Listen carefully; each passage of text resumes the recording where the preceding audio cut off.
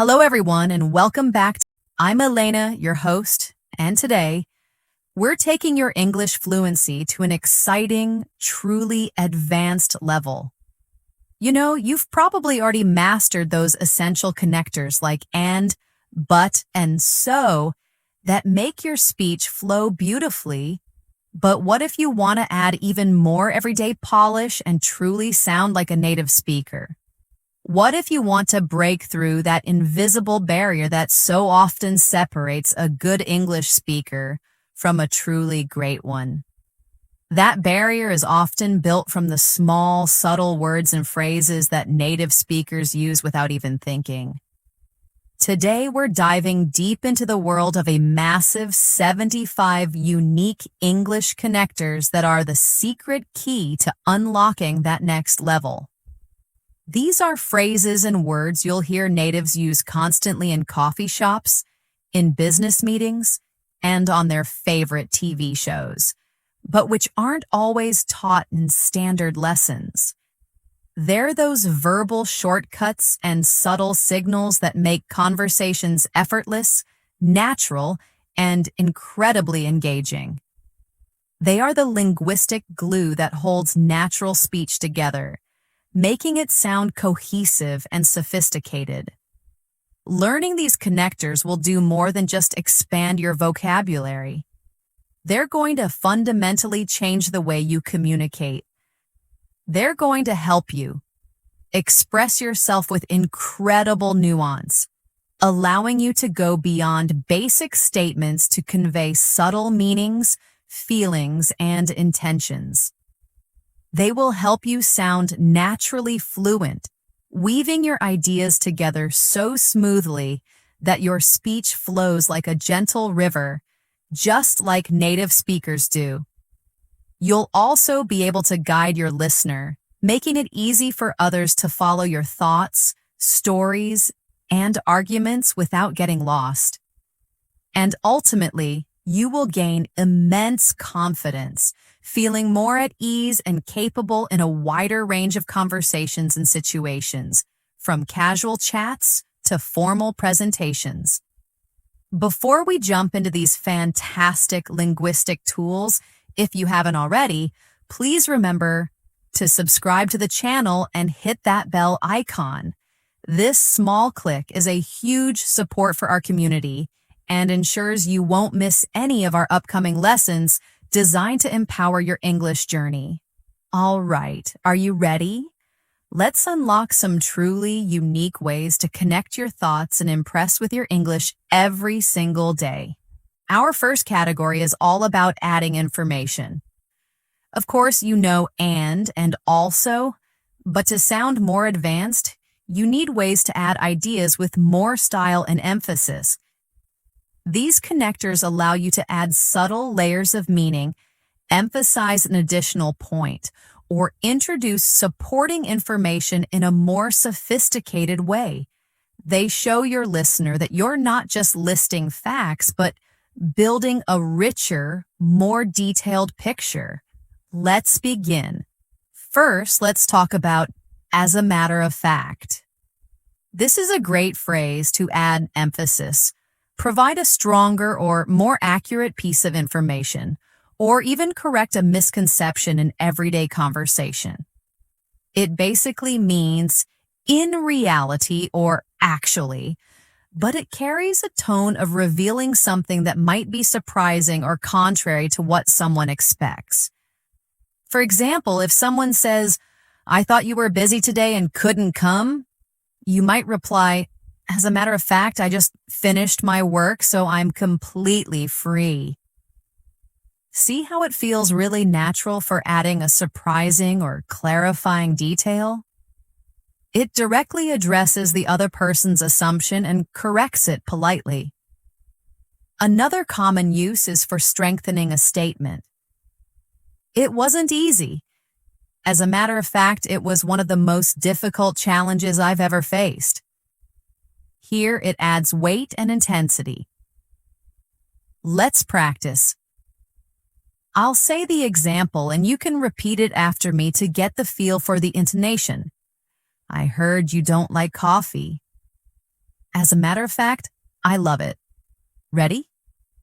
I heard you don't like coffee. As a matter of fact, I love it. Now you try to use it to strengthen a point. I'll give you the first part. She looks tired. You add the second part. Ready?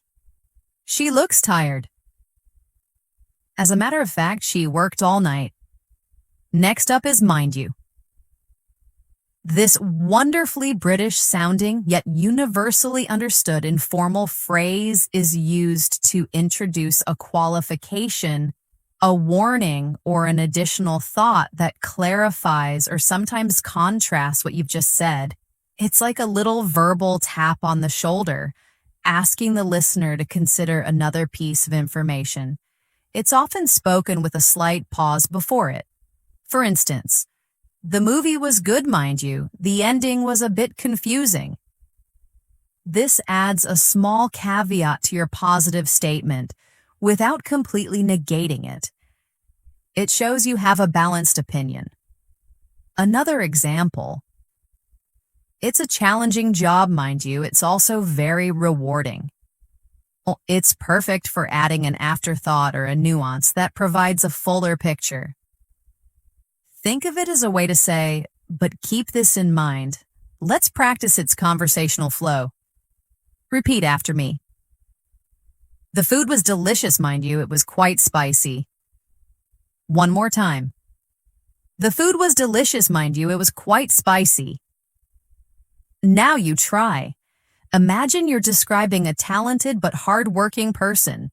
He's very talented, mind you. He practices constantly. Then we have namely. This connector is fantastic for making your points more specific by introducing a list or a precise example that explains what you just mentioned. It means that is to say, or specifically, and it signals to your listener that you're about to clarify a general term. It's a bit more formal than like, or, for example, making it perfect for when you want to be precise. For example, there's one thing we need to discuss, namely the budget for the next quarter.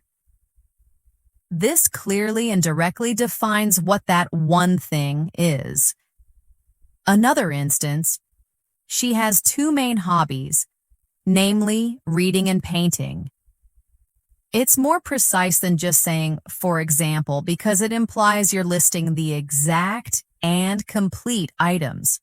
Let's practice its clear, definitive tone. Repeat after me. We have to address a critical issue, namely the lack of communication. Excellent. Now you try to specify the sport someone is good at. He's good at several sports, namely basketball and tennis. Moving on top of that. This informal connector is used to add another piece of information that builds on what you've just said, often implying that it's an additional, sometimes compounding factor. It's brilliant for storytelling because it creates a sense of things piling up, whether good or bad. It essentially means, in addition to that, and is very common in casual conversation. For example, if you're complaining, you might say, the rent is expensive, and on top of that, the building is quite old. See how it adds another negative point, making the situation sound worse? But it can also be positive. She got a promotion, and on top of that, a significant raise. It emphasizes an accumulating benefit. Let's practice. Imagine you're telling a friend about a terrible travel experience. Repeat after me. The flight was delayed, and on top of that, my luggage was lost. Now you try, but for a positive experience at a restaurant. The food was delicious, and on top of that, the service was excellent. Next, what's more? This phrase is similar to on top of that, but it's used to add an extra piece of information that is often more important, surprising, or adds greater weight to what you've just said. It's a slightly more emphatic way to say in addition and often introduces a wow factor. For example, he's incredibly intelligent, and what's more, he's extremely humble. The humility here is presented as an impressive added quality that makes his intelligence even more remarkable. Another example. The new policy saves money, and what's more, it improves efficiency. The efficiency boost is highlighted as a significant bonus beyond just the savings. Let's practice. Repeat after me. The movie was entertaining, and what's more, it had a powerful message. Great! Now you try. Imagine describing a colleague's amazing work. She finished the project early, and what's more, it was absolutely perfect. Then, additionally, this connector is a slightly more formal but still very common way to introduce an extra piece of information or another point. It's a perfect, all-purpose connector that works well in presentations, emails, or more structured conversations. It means in addition or further. For example, our company offers great benefits. Additionally, we have a fantastic work culture. It builds on the previous positive point in a very clear and organized way. Here's another example where it's used for instructions. You need to bring your passport. Additionally, please make sure you have your visa. It adds another necessary item to the list. Let's practice.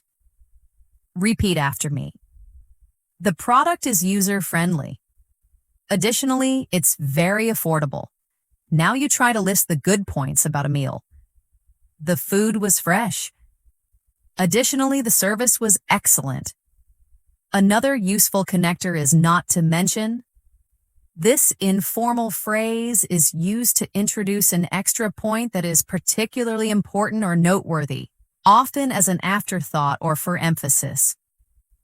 The clever thing about this phrase is that you are in fact mentioning it, but you pretend it's almost too obvious to say. It means, and especially. For instance, the trip was amazing. We saw beautiful sights, not to mention the incredible food. Oh, it highlights the food as a significant, can't-be-forgotten part of the experience. Another example, he's very supportive, not to mention incredibly generous. It adds generosity as another major positive trait. Let's practice. Repeat after me. She's a great chef, not to mention an excellent baker. Wonderful. Now you try describing a beautiful location.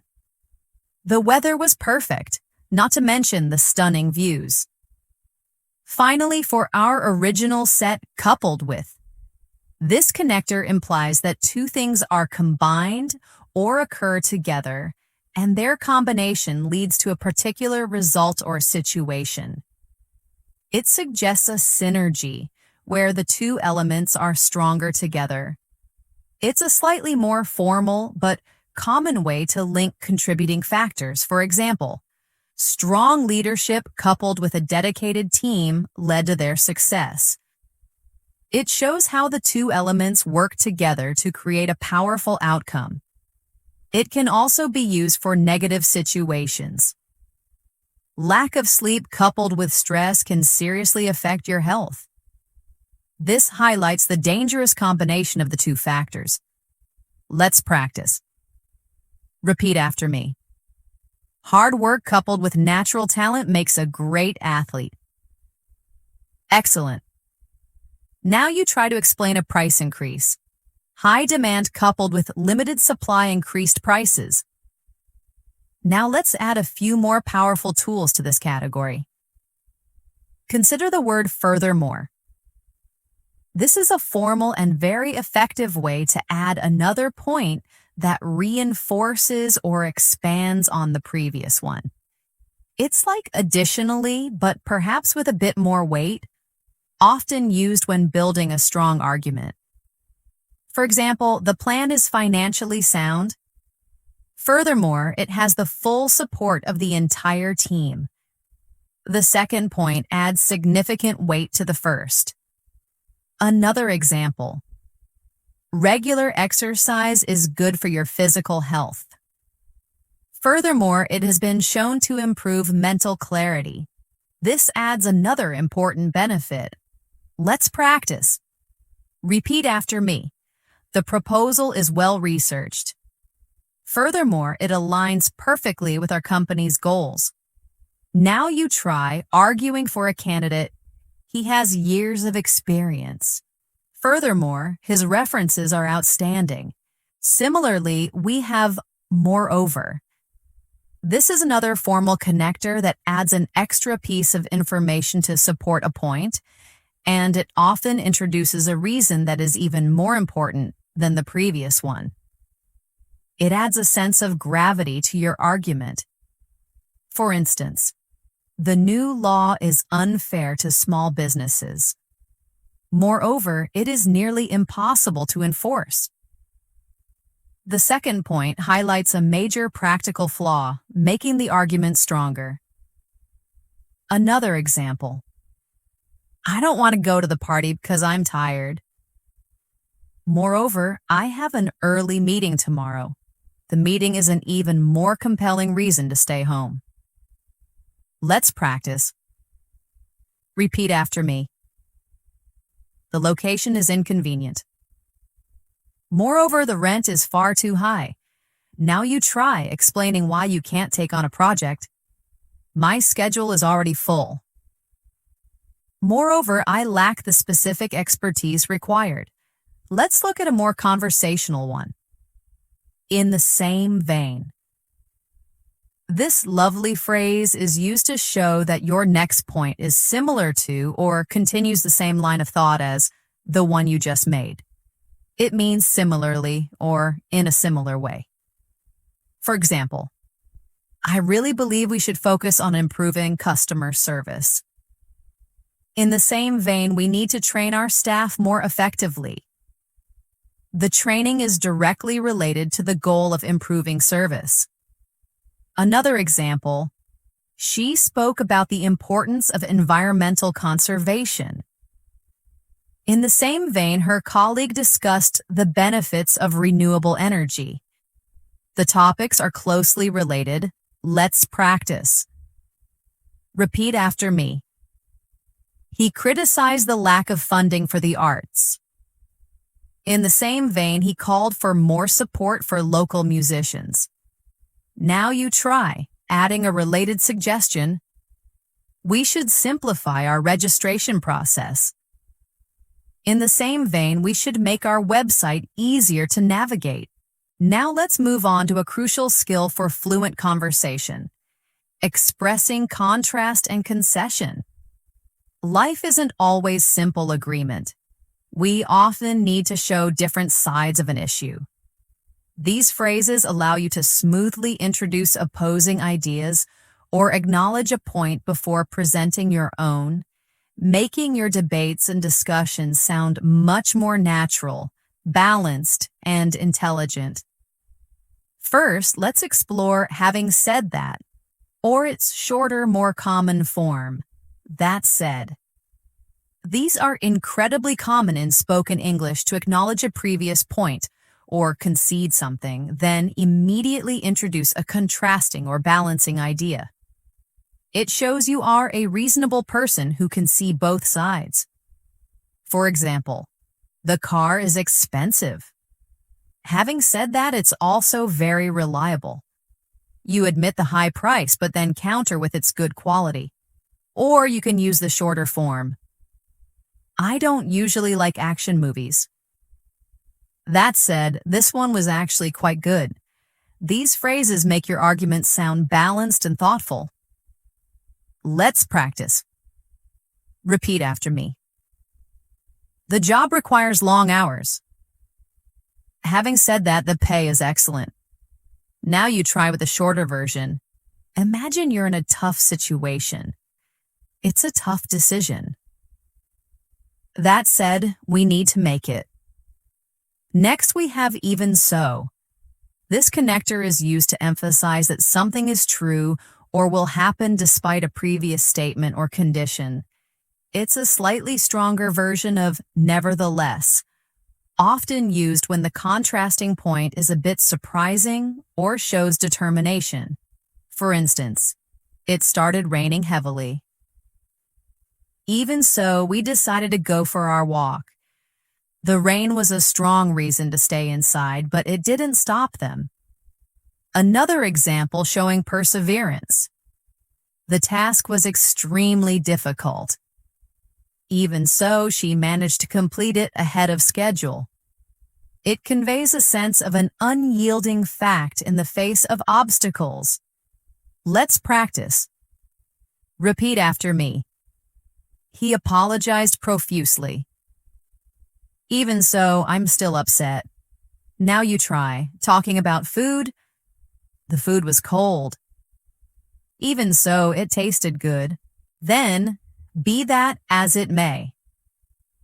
This phrase is a more formal and sophisticated way to acknowledge a point or argument, but then shift to make a new, often contrasting point that you feel is more important. It means, despite what has been said, or even if that is true. For example, in a debate, you might say, the argument from the other side was compelling. Be that as it may, I still have serious doubts about its practicality. It allows you to concede a point gracefully while still holding your ground. Another example. It's a tough market. Be that as it may, we must persevere and find a way to succeed. Let's practice its dignified tone. Repeat after me. The deadline is tight. Be that as it may, we will deliver on time. Now you try. Facing bad weather. The weather is bad. Be that as it may, we still need to go. Moving on. Whereas. This connector is used to introduce a statement that contrasts directly with something previously mentioned. It often presents two opposing ideas or facts within the same sentence, making it excellent for direct comparisons. For example, my brother loves classical music, whereas I prefer rock. This highlights a direct difference in preference clearly and concisely. Another example comparing work styles. Some people prefer to work alone, whereas others thrive in a team. It's great for presenting two distinct options or realities side by side. Let's practice. Repeat after me. She enjoys quiet evenings at home, whereas her roommate loves loud parties. Now you try to compare physical traits. He's very tall, whereas his sister is quite short. Next, by contrast. This phrase is used to introduce a noticeable and often significant difference with something previously mentioned. It signals a clear, sharp comparison between two distinct entities or ideas. You often use it to start a new sentence. For instance, the old system was slow and inefficient. By contrast, the new system is incredibly fast. It sets up a strong opposition that emphasizes the improvement. Another example. City life is fast-paced and often stressful. By contrast, rural life is much more relaxed. It's very common in discussions or reports where you need to highlight differences. Let's practice. Repeat after me. Our initial sales were low. By contrast, our current figures are excellent. Now try comparing personalities. She's an extrovert. By contrast, her husband is an introvert. Then, unlike. This connector is a very direct and efficient way to highlight a dissimilarity or difference from something else. It clearly states that something is not like another thing, usually at the beginning of a sentence. For example, unlike my brother, I enjoy cooking. This shows a clear difference in hobbies right away. Another instance. Unlike most smartphones, this model has a very long battery life. It's concise and effective for pointing out unique features or differences. Let's practice. Repeat after me. Unlike the previous version, the new software is very easy to use. Now you try to contrast your habit with someone else's. Unlike me, she loves waking up early. Another useful one is on the contrary. This is a strong phrase used to directly contradict or express the opposite of what was just said or implied. You use this when someone has the wrong idea, and you want to correct them emphatically. It often shows strong disagreement or correction. For example, if someone says, "I thought you disliked the proposal," you could respond, "On the contrary, I find it very promising." This expresses a clear opposing view. Another example. Many people think it's a failure. On the contrary, it's a valuable learning experience. It frames the situation in a completely opposite way. Let's practice. Imagine someone has the wrong impression of a colleague. Repeat after me. You think he's lazy? On the contrary, he's one of the hardest workers I know. Now you try, correcting someone's assumption about your feelings. I wasn't disappointed. On the contrary, I was thrilled. Finally, for this group, while used for contrast. While the word while often means at the same time, it's also very commonly used to introduce a contrasting idea or concession, similar to although, but often sounding more conversational and less formal. For example, while I understand your point, I don't entirely agree. It acknowledges the validity of one side, but gently presents a different view. Another instance. While the weather was cold, we still enjoyed the hike. It balances two pieces of information, showing that the negative aspect didn't ruin the positive one. Let's practice. Repeat after me. While the project was challenging, it was also very rewarding. Now you try describing a person's mixed qualities. While she is intelligent, she can also be quite stubborn. Let's now add some more nuanced ways to show contrast. Let's look at nevertheless and nonetheless. These two words are very similar and essentially interchangeable. They are formal and strong ways to say despite that, or even so. They introduce a fact or idea that is surprising in light of the previous statement. For example, the research was complex and time-consuming. Nevertheless, the team completed it successfully. This emphasizes their achievement despite the difficulty. Another example, there were many obstacles. Nonetheless, he was determined to succeed. It shows resilience. Let's practice with nevertheless. Repeat after me. The traffic was terrible. Nevertheless, we arrived on time. Now you try with nonetheless, describing a difficult choice. I was scared of the change. Nonetheless, I knew it was the right decision. Next, consider at the same time. This phrase is fantastic for introducing a contrasting idea that exists simultaneously with the first one. It suggests a balance or a conflict between two realities. For instance, I'm excited about the new job. At the same time, I'm nervous about the extra responsibility. It perfectly captures the mixed feelings. Another example, he wants to save money for the future. At the same time, he enjoys traveling and experiencing new things. This highlights a classic conflict between two desires. Let's practice. Repeat after me. The movie was very long. At the same time, I didn't want it to end. Now you try expressing your view on technology. I love the convenience of my smartphone. At the same time, I worry about spending too much time on it. Here's a great, slightly more advanced phrase, for all that. This connector means despite or in spite of. Oh, it's used to show that even though something is true, it doesn't change the main point. For example, he has some flaws, but for all that, he is a very good friend. This means despite his flaws, his good quality as a friend remains. Another example.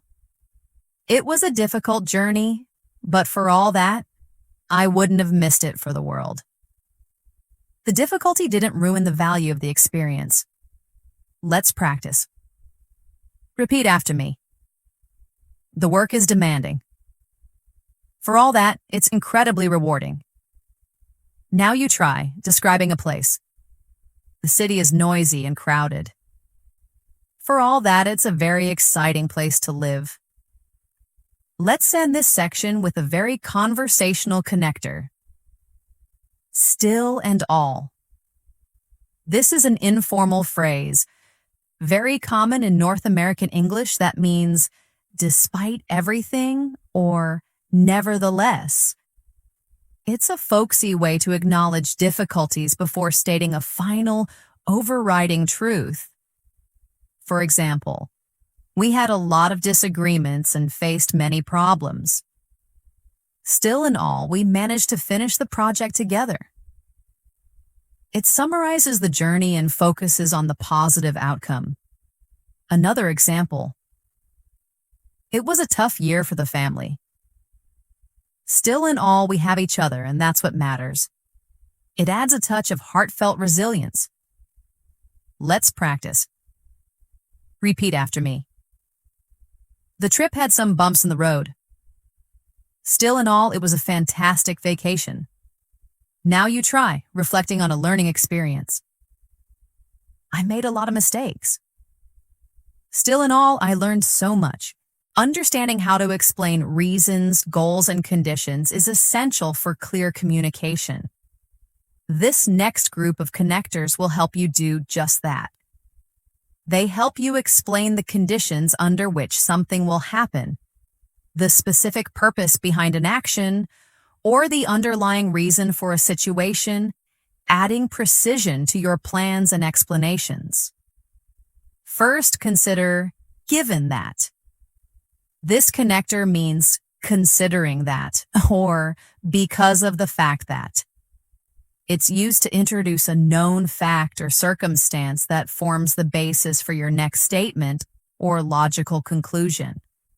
You're essentially saying, because this part is true, this other part must follow. For example, given that the economy is unstable, we need to be careful with our investments.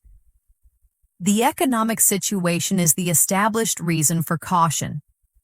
Another example, given that you're so busy, I can help with this task. It implies a logical offer based on the other person's situation. Let's practice. Repeat after me. Given that it's getting late, we should probably go home. Now you try, planning for the weather. Given that the forecast is rain, we should bring umbrellas. Next up is in the event that.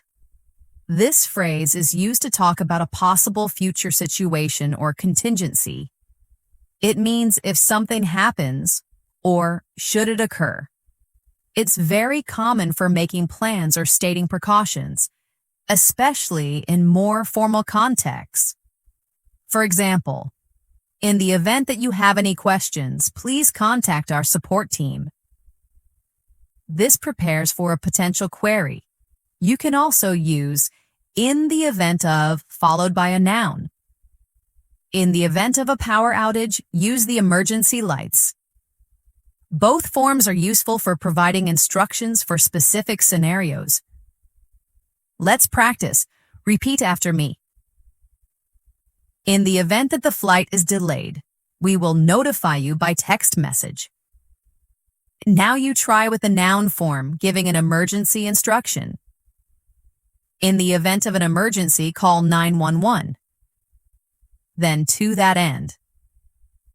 This connector is a sophisticated way to introduce the purpose or goal of a previous statement or action, providing clarity and logical flow. It means for that specific purpose, or with that goal in mind. It elegantly links a problem or goal with its solution. For example, we need to improve our communication. To that end, we will hold weekly team meetings. The meetings are presented as the specific action to achieve the goal of better communication. Another example. He wants to learn Spanish. To that end, he practices with a language app daily. Let's practice. Repeat after me. We are developing a new product. To that end, we have invested heavily in research and development. Now you try explaining someone's study habits. She wants to become a doctor. To that end, she studies very hard every night.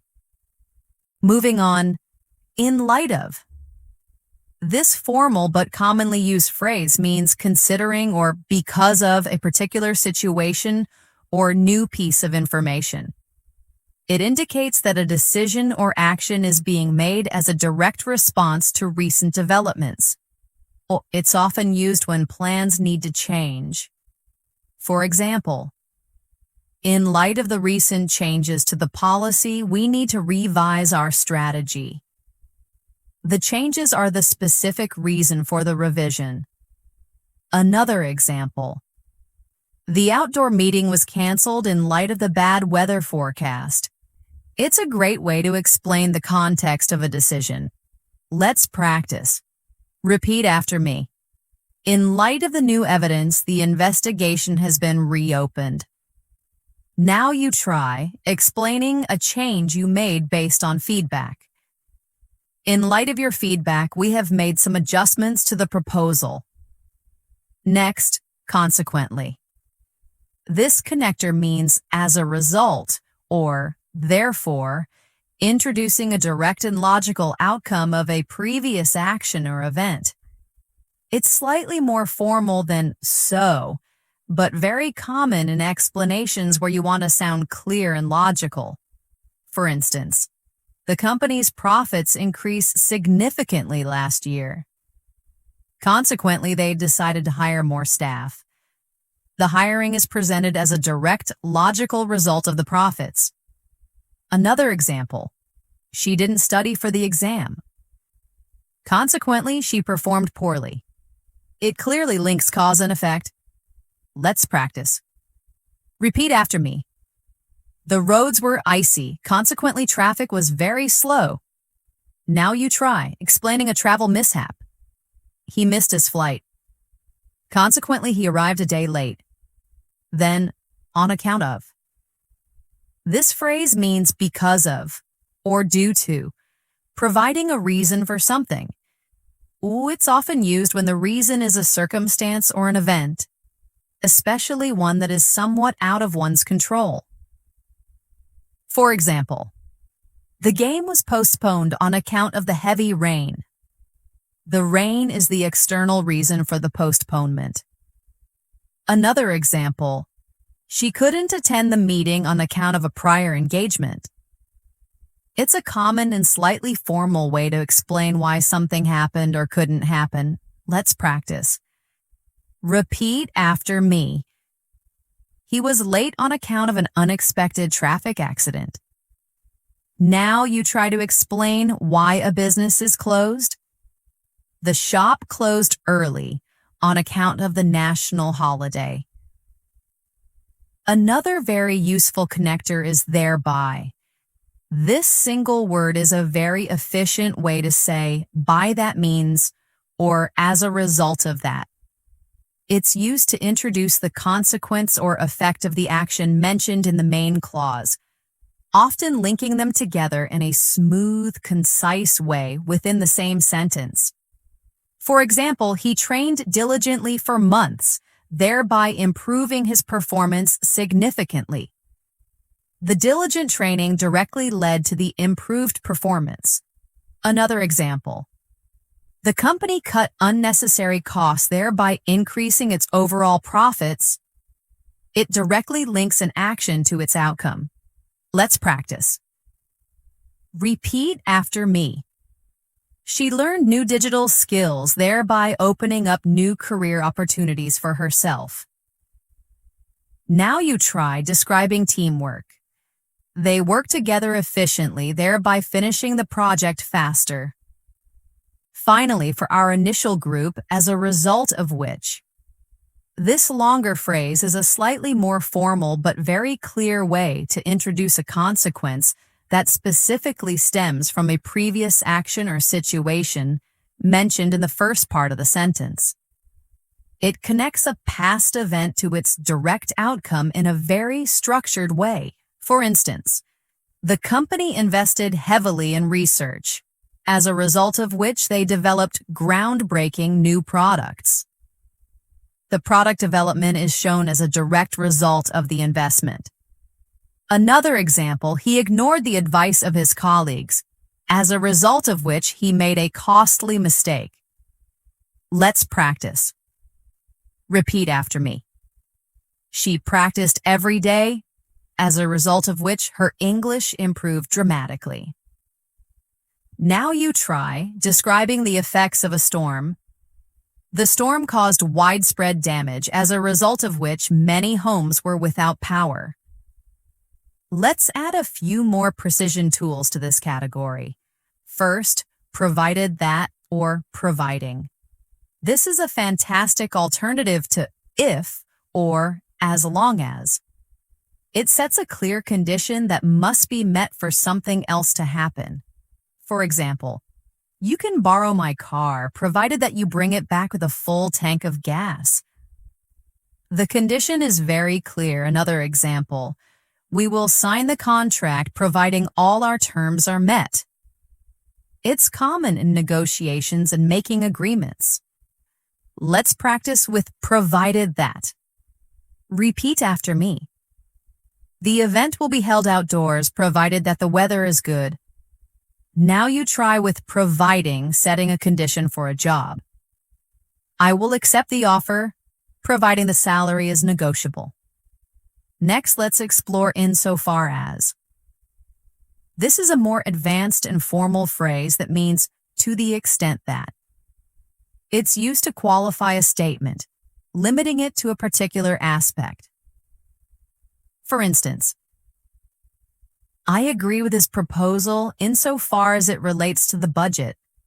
This means you agree with the budget part, but maybe not other parts. Another example.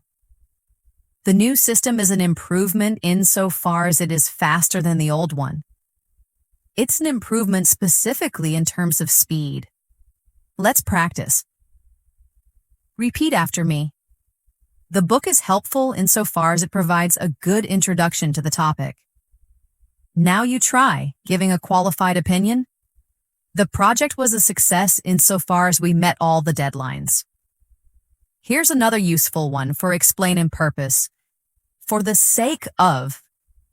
This phrase means for the purpose of, or in the interest of. It often implies a reason related to a greater good, a principle, or to simplify things. For example, for the sake of clarity, let's review the main points one more time. The purpose is to be clear.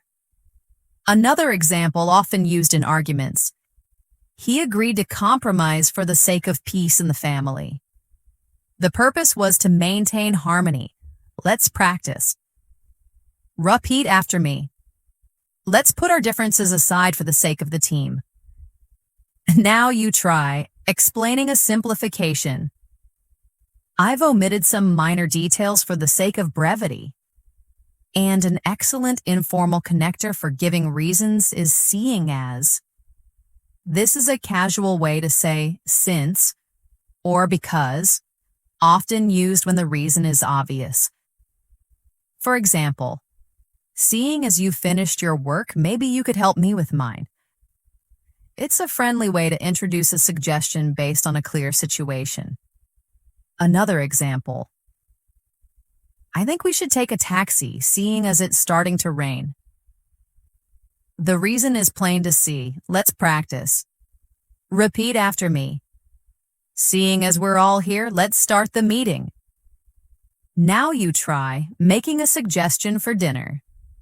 Seeing as it's your birthday, you should choose the restaurant. Being able to guide your listener through a story, a process, or an argument is a key part of fluent communication.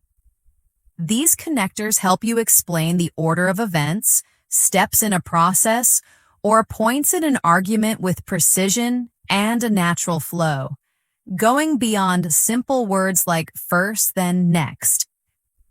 They add structure and emphasis to your narrative. First, consider first and foremost.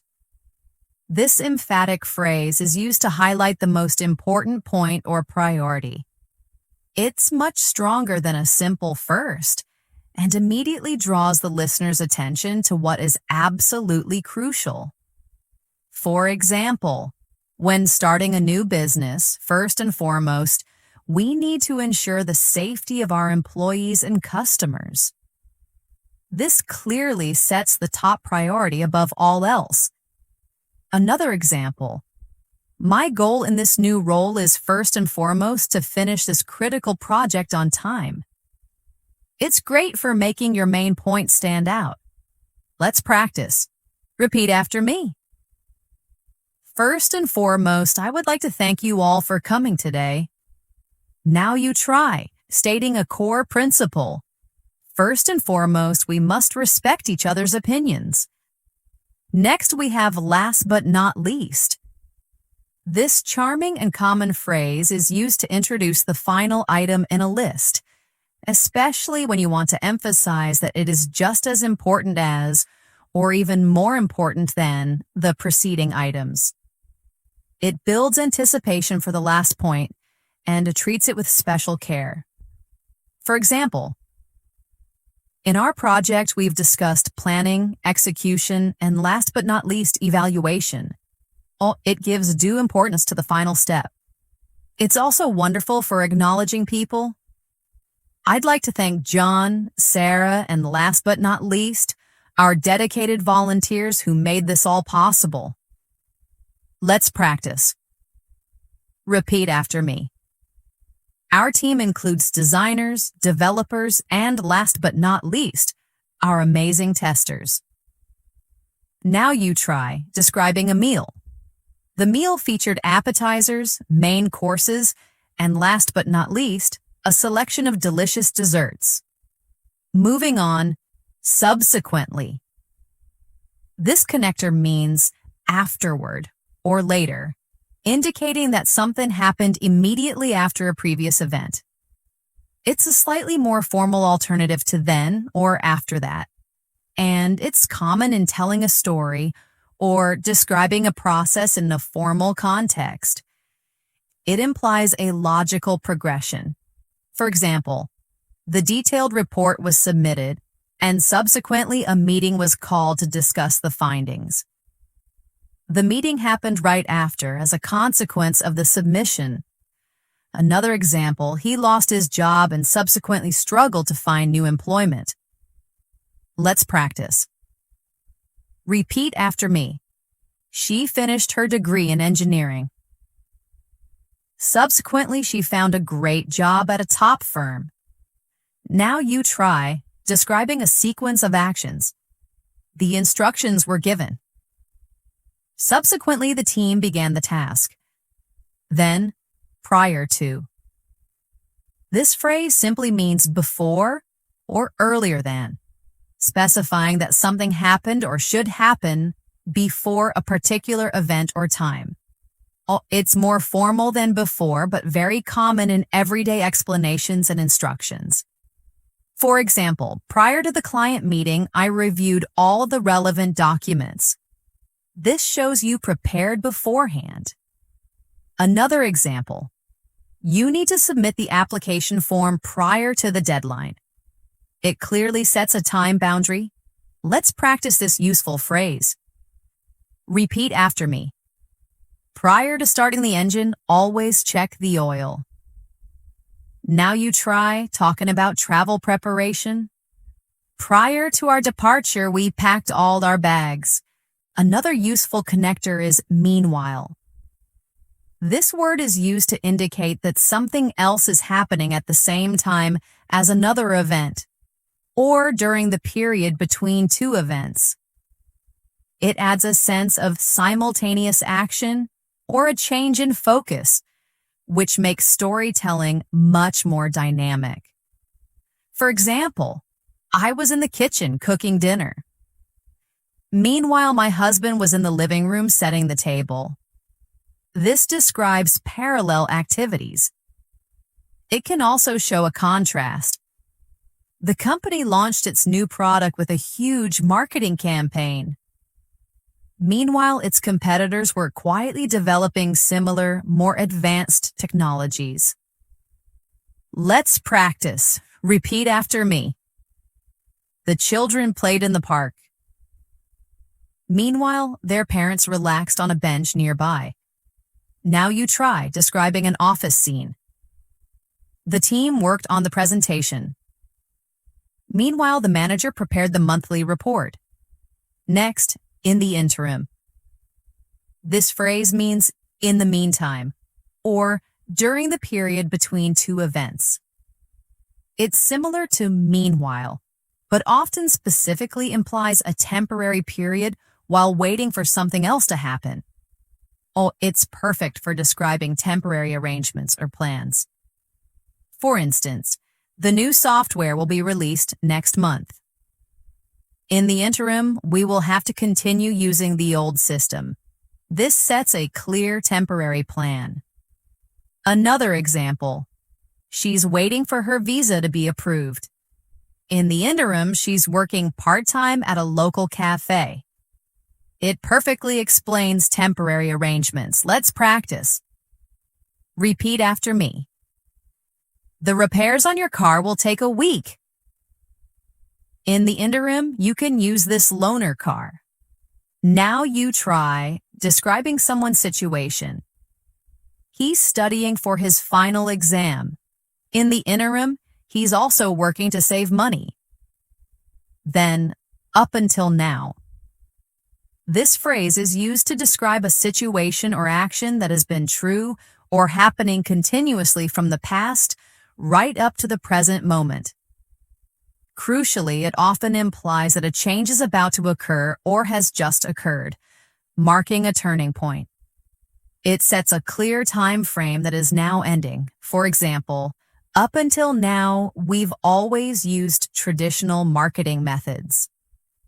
This strongly implies a shift to new, perhaps digital, methods is coming. Another example, up until now, I hadn't realized how important this was. It highlights a past state of mind that changes in the present. Let's practice. Repeat after me. Up until now, I thought it was impossible to do.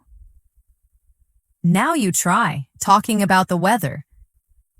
Up until now, the weather has been perfect for our vacation. Finally, for this set. To begin with. This phrase is used to introduce the first point or reason in a discussion or explanation, often when you are listing multiple reasons or starting a complex topic. It sets the stage for what you're about to say and signals to the listener that this is point number one. For example, to begin with, I'd like to thank everyone for their hard work on this project. This is the opening point of a speech. It can also be used to give reasons. Why did I choose this course? Well, to begin with, I'm very interested in the subject matter. It's a natural way to kick off an explanation. Let's practice. Repeat after me. To begin with, let's review our goals for today's meeting. Now you try, starting an explanation for a decision. To begin with, the cost was a major factor in our choice. Let's add a few more to our sequencing toolkit. A great alternative for starting a list of reasons is in the first place. It's similar to begin with, but can feel a little stronger, especially when you're explaining a problem or a justification. For example, why didn't the plan work? Well, in the first place, our initial research was incomplete. This introduces the foundational reason for the failure. Another example, I shouldn't have gone out. In the first place, I had too much work to do. It establishes the primary reason for regret. Let's practice. Repeat after me. It was a bad idea. In the first place, it was far too risky. Now you try justifying a decision. We decided not to buy the house. In the first place, it was over our budget.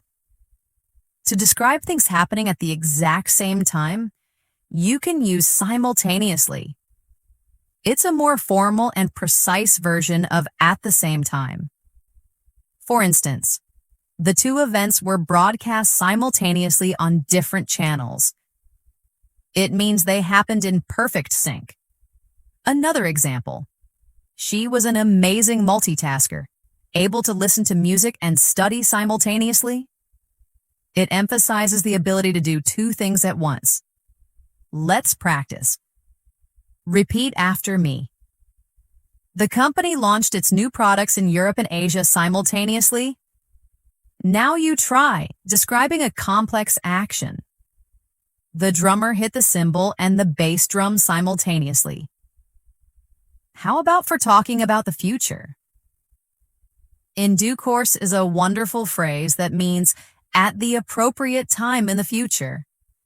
It suggests a natural, unhurried progression of events. For example, we have submitted the proposal and we expect a response in due course. It conveys patience and professionalism.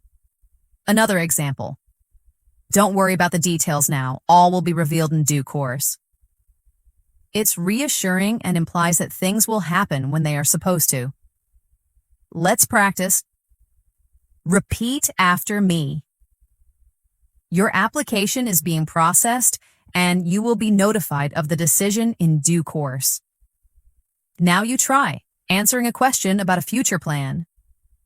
We haven't made a final decision yet, but we will in due course.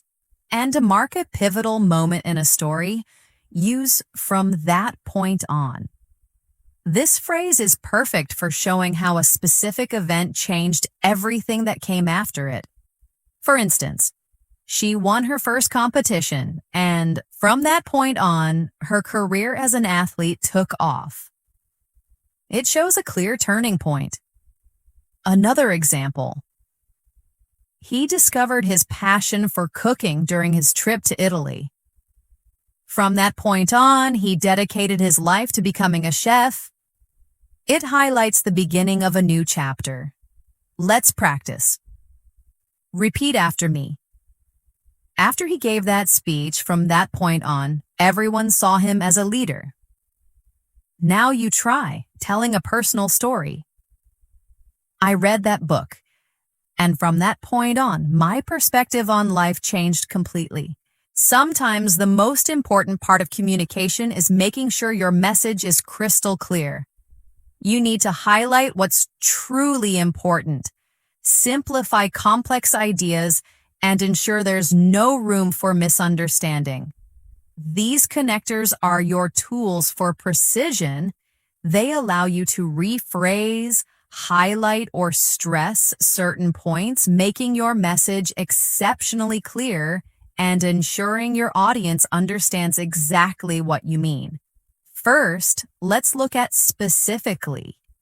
This connector is used to introduce a precise detail or to clarify exactly what you are referring to, narrowing down a general statement to something more concrete. For example, I like all kinds of music, but specifically I'm a big fan of classical and jazz. You're naming the exact types you prefer. Another example, we need to address the main issue, specifically how it impacts customer satisfaction. It adds precision and focus to the conversation. Let's practice. Repeat after me.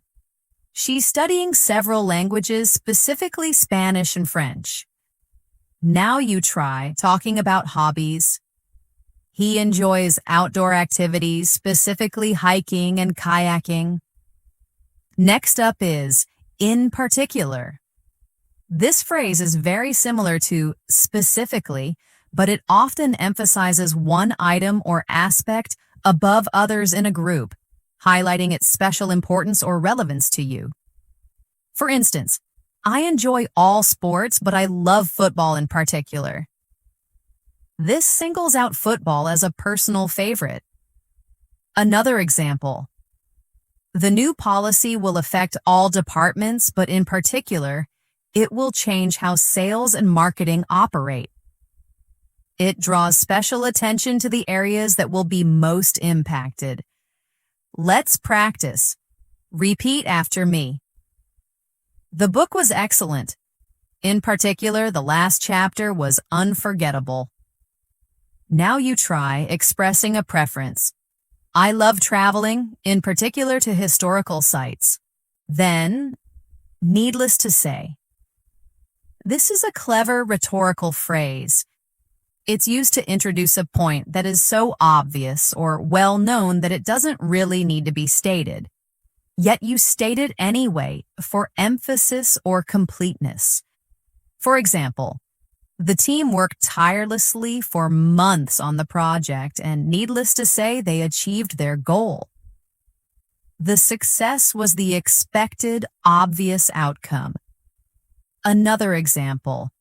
He's been practicing the piano since he was 5 years old. Needless to say, he's very skilled.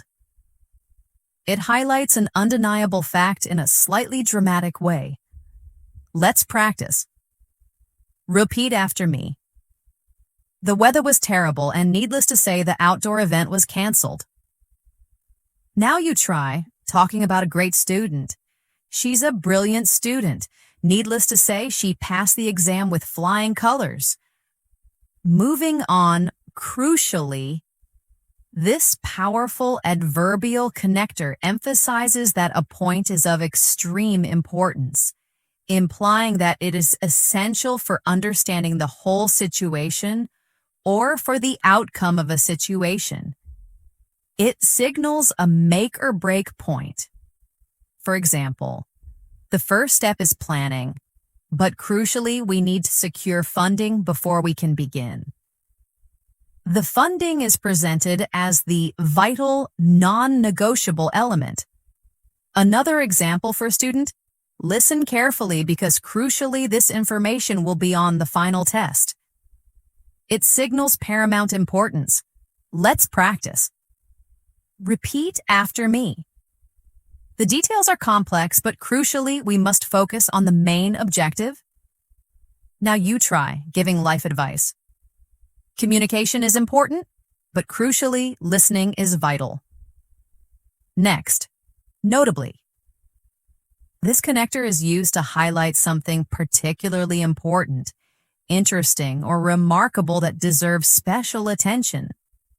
It means especially or significantly, and is often used to point out a distinguished example from a group.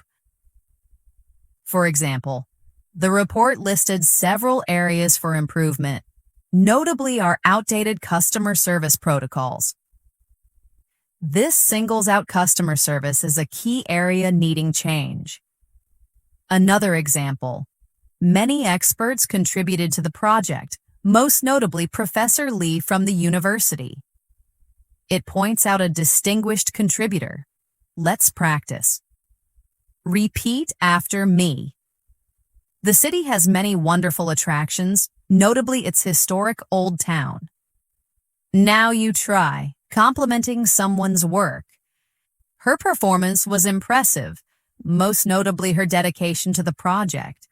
Then, in other words, this is one of the most useful phrases for ensuring clarity. It is used to rephrase something that was just said, usually to make it simpler, clearer, or to explain it in a different way.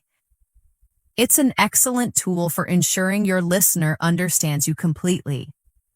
For example, the company needs to restructure its core marketing strategy. In other words, they need to find a better way to reach a wider audience. You're simplifying the corporate jargon. Another example. He's very meticulous. In other words, he pays extremely close attention to every single detail. It provides a helpful alternative explanation. Let's practice. Repeat after me. The new policy emphasizes collaboration. In other words, we need to work together more. Now you try explaining a word. She's a polyglot. In other words, she speaks many languages. Another useful connector is to be fair. This phrase is used to introduce a point that shows consideration for another person's perspective, acknowledges a difficulty, or provides a more balanced view, even if it goes against your initial argument. It's a sign of being reasonable and fair-minded. For example, he made a big mistake, but to be fair, he was under a lot of pressure at the time. You're acknowledging the extenuating circumstance.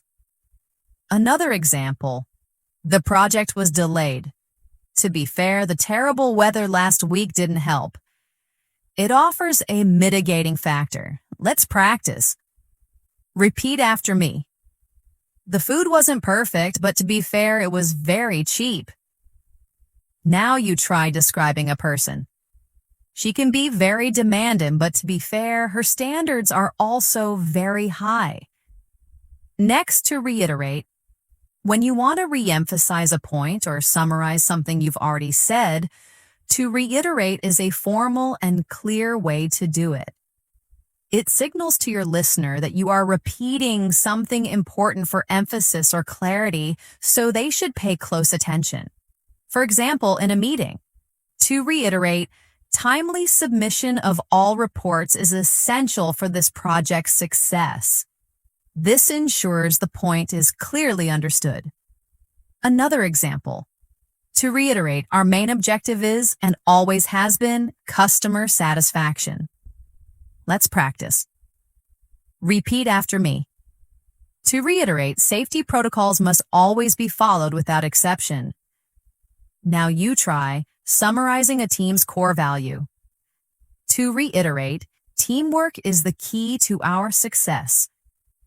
Finally, in this section, to put it simply, or its even more common form, simply put. These phrases are perfect for simplifying a complex idea or summarizing something in a very straightforward and easy to understand way. They signal that you're about to give the concise core message.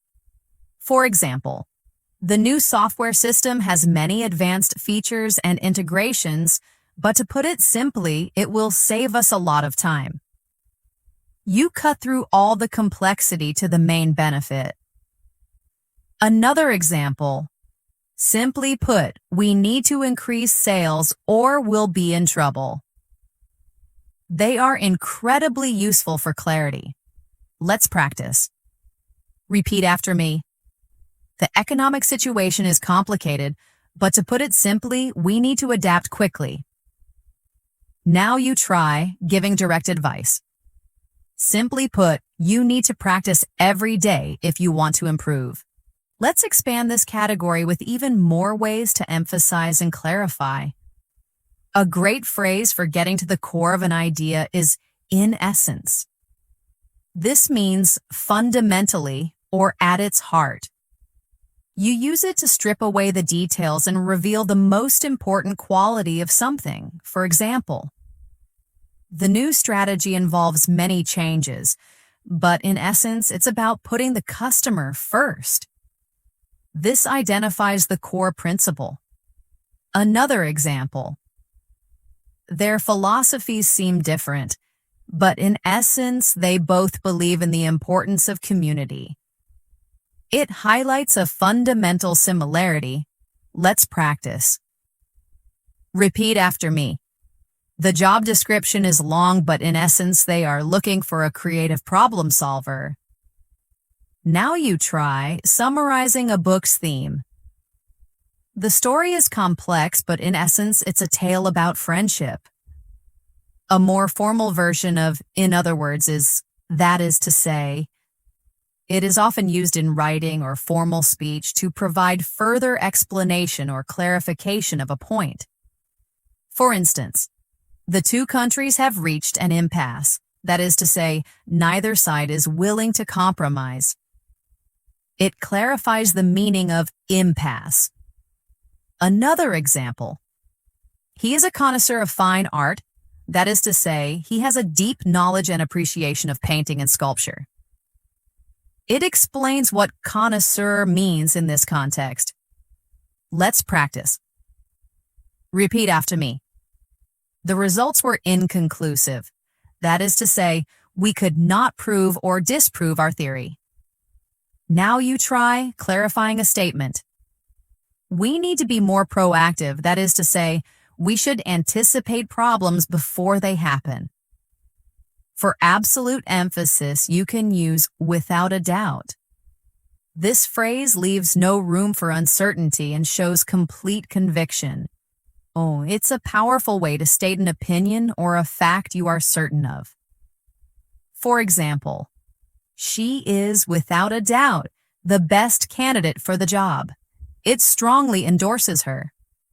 Another example, this is without a doubt the most beautiful sunset I have ever seen. It expresses strong feeling. Let's practice. Repeat after me. Without a doubt, this has been an incredible experience. Now you try giving a strong opinion. That was, without a doubt, the worst movie I've seen all year. And finally, to highlight the most important thing, use "above all." This phrase puts one point, principle, or instruction at the very top of the list in terms of importance. It means more than anything else.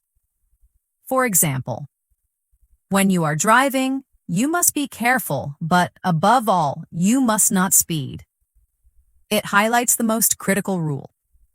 Another example, she is intelligent, hardworking, and kind. But above all, she is honest. It singles out honesty as her most important quality. Let's practice. Repeat after me. Remember to be prepared, be on time, and above all, be yourself. Now you try giving advice. To learn a language, you need to study grammar and vocabulary, but above all, you must practice speaking. Finally, we've reached our last category, which is all about wrapping things up. How you summarize your points and conclude your thoughts can leave a lasting impression. These connectors help you summarize, give a general impression, introduce your own viewpoint, or bring your thoughts to a clear and natural close in everyday conversations. First, let's explore "all things considered." This phrase is used to indicate that you are taking all the different factors and circumstances into account when making a general statement or drawing a final conclusion. It means when everything is taken into account and shows a thoughtful, balanced judgment. For example, there were a few technical issues, but all things considered, the event was a huge success. It offers an overall positive assessment despite minor problems. Another example. It was hard to leave my old friends, but all things considered, it was a good decision to move to this city. It provides a balanced, comprehensive summary. Let's practice. Repeat after me. All things considered, the team performed admirably this season. Now you try summarizing your day. All things considered, it was a very productive day. Next, we have "from my perspective." This phrase is excellent for clearly stating that you are offering your own opinion or viewpoint, especially when discussing subjective topics. It's a polite and common way to introduce a personal take without presenting it as an absolute fact. For example, others might disagree, but from my perspective, the new plan is a good idea. You're clearly sharing your personal belief. Another example. From my perspective, teamwork is the most crucial key to success in any project. It emphasizes your individual view. Let's practice. Repeat after me. From my perspective, the movie was quite thought-provoking. Now you try sharing your opinion in a meeting. From my perspective, we need more time to complete this properly than, for one thing. This useful phrase is used to introduce the first reason or example in a list of several that support your point. It signals to your listener that you're about to give a specific reason and that more reasons might follow. For example, why don't I like cold weather? Well, for one thing, it's so hard to stay warm. This is your primary reason, implying there are others. Another instance, he's a great colleague. For one thing, he's always willing to help out when you're busy. It sets up a series of supporting points. Let's practice. Repeat after me. I can't go out tonight. For one thing, I'm really tired. Now you try explaining a challenge. Why is this project so challenging? For one thing, the deadline is extremely tight. Moving on, in a nutshell. This is a very informal and common phrase used to summarize something briefly and concisely, getting straight to the main point. It means in short, or to put it simply, but it has a more casual, friendly feel.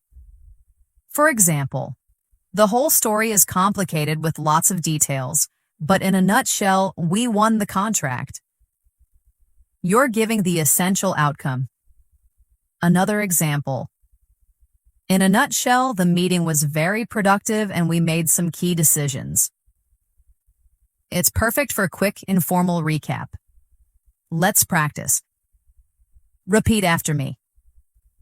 His philosophy is complex, but in a nutshell, he believes in kindness above all. Now you try simplifying a problem. The problem is complicated, but in a nutshell, we need more resources. Next, ultimately. This connector is used to introduce the final or most important result, conclusion, or outcome after a series of events or considerations. It implies a sense of finality or the bottom line truth of a situation.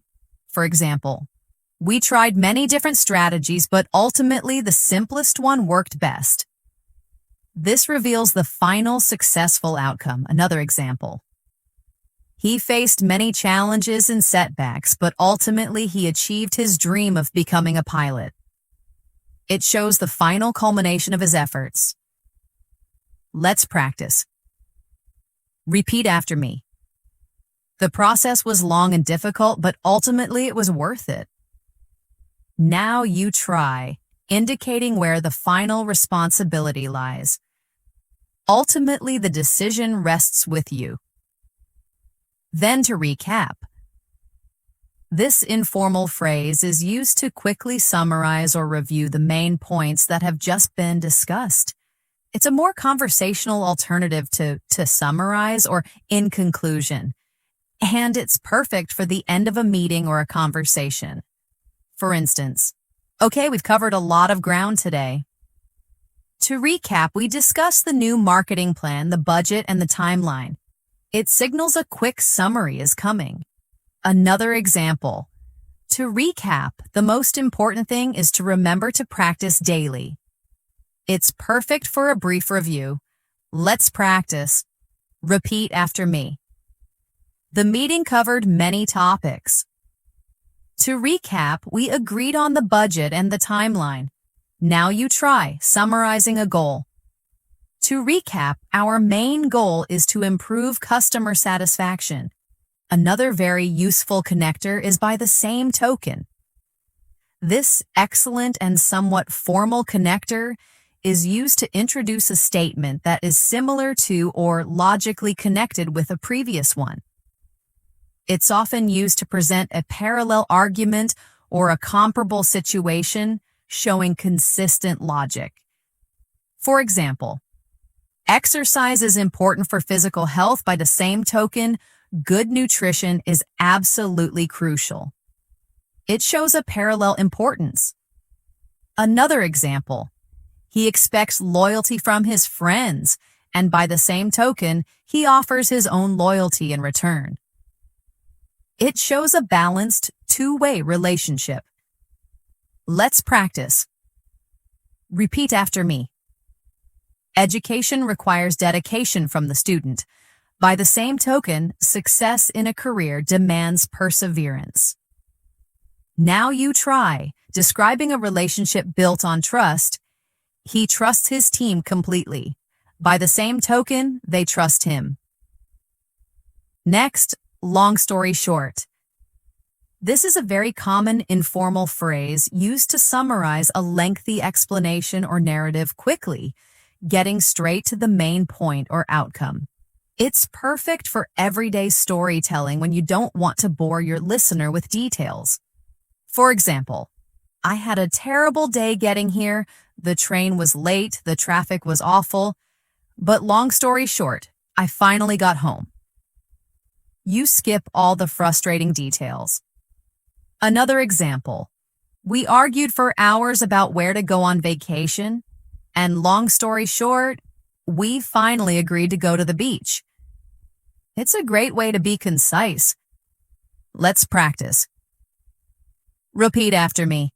I tried to fix my computer for hours, and long story short, I ended up buying a new one. Now you try, summarizing a travel day. We traveled all day across 3 countries, and long story short, we made it just in time for the wedding. Finally, in this section, on the whole. This phrase is used to introduce a general statement or conclusion that considers most aspects of a situation, even if there are some minor exceptions. It's similar to overall, but often has a slightly more reflective, considered tone. For example, the weather was unpredictable at times, but on the whole, the vacation was extremely enjoyable. It gives a general positive assessment. Another example, the project had some minor issues along the way, but on the whole, it was a great success. It's great for offering a balanced general impression. Let's practice. Repeat after me. The training was challenging, but on the whole, it was very beneficial. Now you try evaluating a team's progress. The team's performance was mixed in some games, but on the whole, they improved a lot this season. Let's add a few more excellent concluding phrases. A classic is in conclusion. This is a formal and very clear way to signal that you are about to state your final points. It's perfect for the end of an essay, presentation, or formal discussion. For example, in conclusion, I believe that the evidence strongly supports our initial hypothesis. It's a definitive final statement. Another example. In conclusion, I would like to thank everyone who contributed to this project. Well, it marks the end of a speech. Let's practice. Repeat after me. In conclusion, we have identified both the challenges and the opportunities ahead. Now you try ending a proposal. In conclusion, this plan offers a path to sustainable growth. A slightly less formal but still very common alternative is to sum up. This phrase clearly indicates that a brief summary of the main points is coming. It's great for meetings or conversations. For instance, we've discussed a lot of ideas. To sum up, We need more time, more resources, and a clearer strategy. It neatly packages the main takeaways. Another example. To sum up, the trip was an unforgettable adventure. It provides a concise final thought. Let's practice. Repeat after me.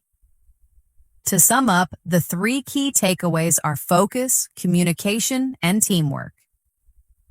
Now you try summarizing a book. To sum up, it's a story about courage and resilience. For a more conversational and reflective conclusion, you can use when all is said and done.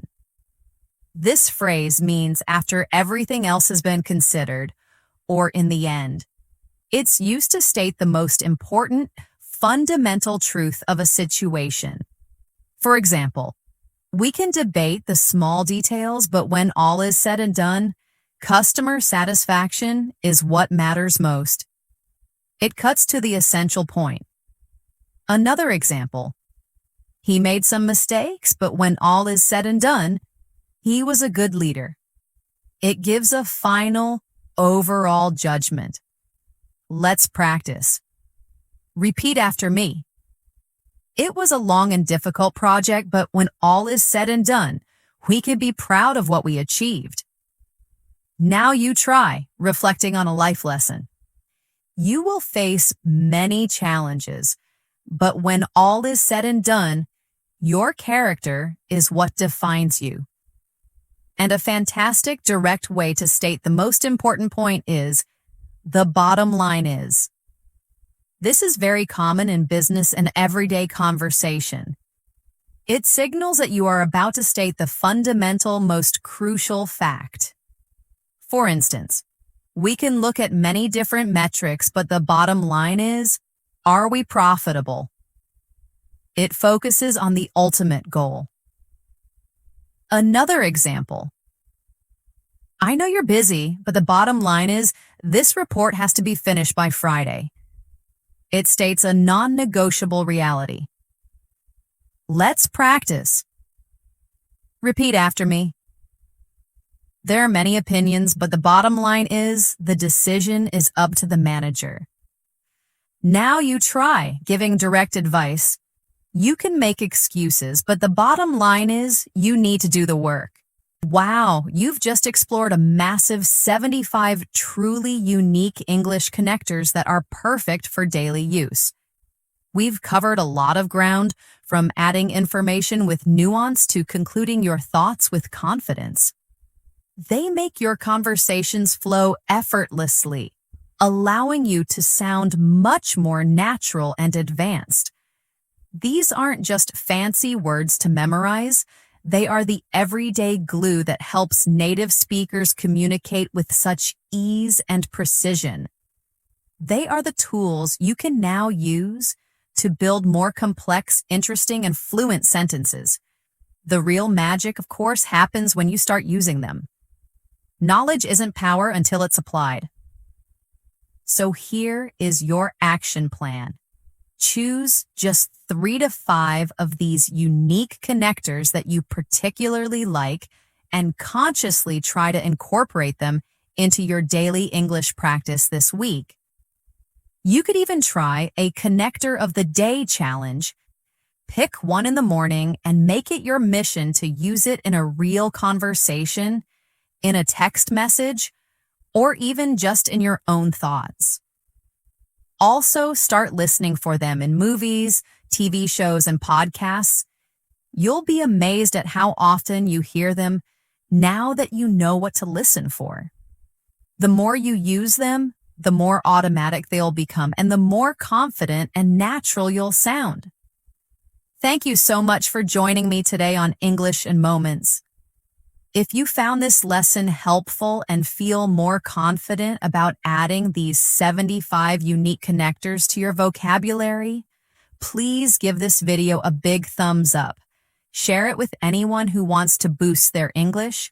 And of course, make sure you're subscribed to the channel and have that notification bell turned on so you don't miss any of our future lessons. I'm Elena, and I can't wait to see you next time. Keep learning and keep shining. Bye for now.